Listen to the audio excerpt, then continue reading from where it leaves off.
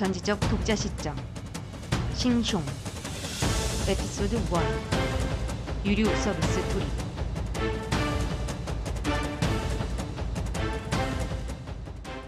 저는 독자입니다. 사람들에게 나를 이렇게 소개하면 다음과 같은 오해를 받기 일쑤였다. 아, 외동이신가 봐요? 외동은 맞지만 그 독자가 아닙니다. 예? 그럼요. 이름이 독자입니다. 김독자. 김독자. 아버지는 혼자서도 강한 남자가 되라고 그런 이름을 지어주셨다. 그러나 아버지가 주신 이름 덕분에 그저 평범하게 외로운 독신 남성으로 살고 있을 뿐이다. 요컨대 이런 느낌이다. 김독자, 28살, 독신. 취미는 퇴근길 지하철에서 웹소설 읽기.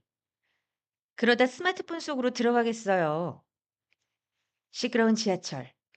반사적으로 고개를 들었다. 호기심 어린 두 눈이 나를 똑바로 내려다보고 있었다. 인사팀 직원 유상하였다. 아, 안녕하세요. 퇴근하시나 봐요? 네. 유상하 씨도요? 운이 좋았죠. 오늘 부장님이 출장 가셨거든요. 때마침 옆자리가 비자 유상하가 풀쩍 주저앉았다. 바싹 붙은 어깨에서 은은한 향기가 풍겨서 나도 모르게 긴장하고 말았다. 평소에도 지하철 타셨던가요? 그게 말이죠. 유상하가 어두운 표정을 지었다. 생각해보니 퇴근길 지하철에서 마주친 것은 처음이었다.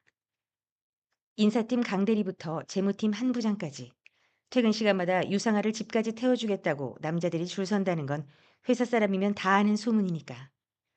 그런데 유상하의 입에서 나온 말은 뜻밖이었다. 누가 제 자전거를 훔쳐가서요. 자전거? 자전거로 출퇴근하시나요? 네.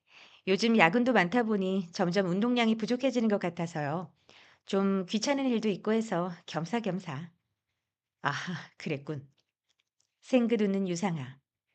이렇게 가까이서 보고 있으니 마음 졸이는 남자들 심정도 조금 이해는 된다만 나랑은 상관없는 얘기였다.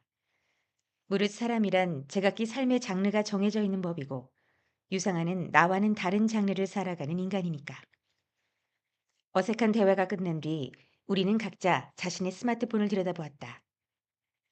나는 아까 읽던 소설 앱을 다시 켰고 유상아는 저게 뭐지? 푸에데 프레스타르메 드네로. 예? 스페인어예요. 아, 그렇군요. 방금 그건 무슨 뜻이죠? 돈 좀 꺼주세요 라는 뜻이에요. 유상아가 당당하게 대답했다. 퇴근길 지하철에서까지 공부라. 역시 나랑은 장르가 다르다. 그런데 저런 말은 외워서 어디다 쓰려는 걸까? 열심히시네요. 그런데 독자 씨는 뭘 그렇게 열심히 보고 계세요? 아, 저는 아차 하는 사이에 유상아의 눈길이 내 스마트폰 화면에 꽂혔다. 소설이에요? 네, 뭐 한국어 공부랄까? 와, 저도 소설 좋아해요. 시간이 없어서 못 읽은 지는 좀 됐지만. 의외였다. 유상아가 소설을 좋아한다고? 무라카미 하루키라든가 레이먼드 카버라든가 한강이라든가. 그럼 그렇지. 독자 씨는 어떤 작가 좋아하세요? 말씀드려도 잘 모르실 거예요. 저 이래봬도 소설 많이 읽었어요. 누구 소설인데요? 이럴 때면 웹소설 읽기가 취미라는 것이 정말 난감하다. 나는 앱에 떠오른 소설의 제목을 흘끗 살폈다. 멸망 이후의 세계. 작가 싱숑. 아무리 그래도 싱숑 작가의 멸망 이후의 세계를 읽고 있습니다라고는 말 못한다. 그냥 판타지 소설이에요. 뭐냐, 그러니까 반지의 제왕 같은. 유상아의 눈이 동그래졌다. 아하, 반지의 제왕. 저도 영화로 봤어요. 영화 좋죠. 잠시 침묵이 이어졌다. 유상아는 여전히 이쪽을 바라보며 내가 무언가 이야기하기를 기다리는 것 같았다. 슬슬 거북한데 나는 슬쩍 화제를 돌리기로 했다.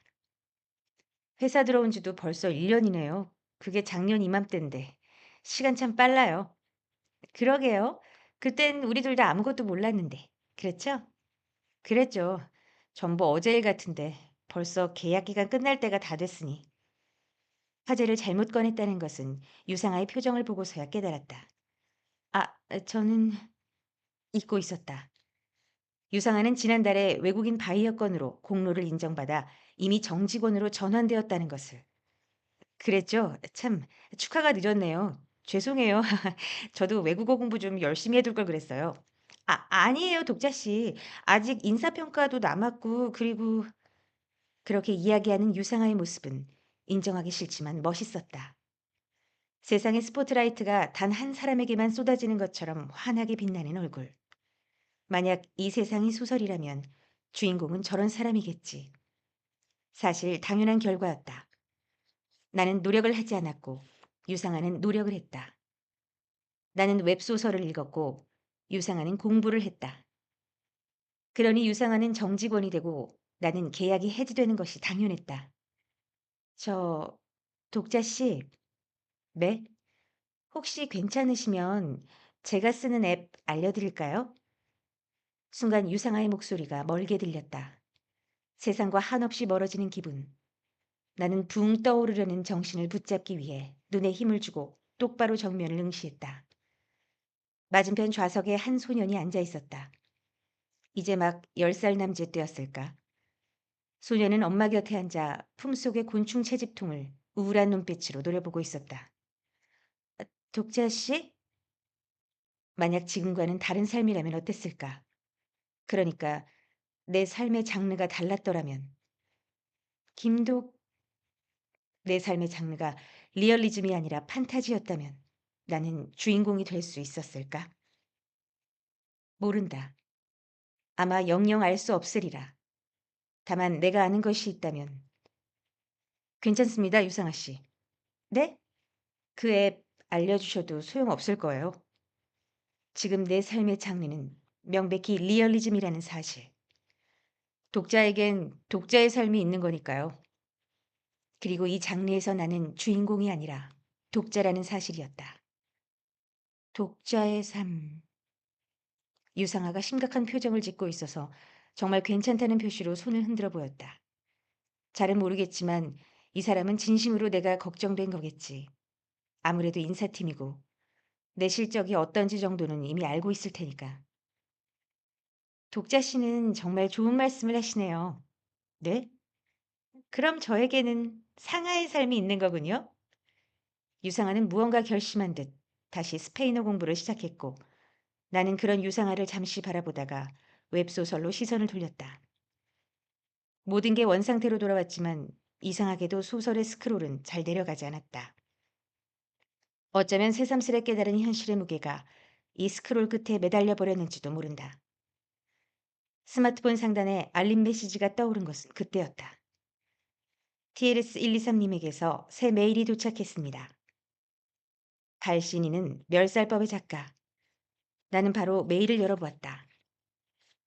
독자님, 오늘 오후 7시부터 유료 들어갑니다. 이게 도움이 될 겁니다. 건승을 빕니다. 첨부 파일 한 건. 그러고 보니 나한테 선물을 준다고 했지. 이게 그 선물일까? 역시 나는 천성이 독자인 모양이다. 고작 메일 한 통 받았다고 이렇게 들떠서야. 그래, 독자로 살아가는 것도 나쁘지만은 않다니까. 나는 시계부터 확인했다. 오후 6시 55분.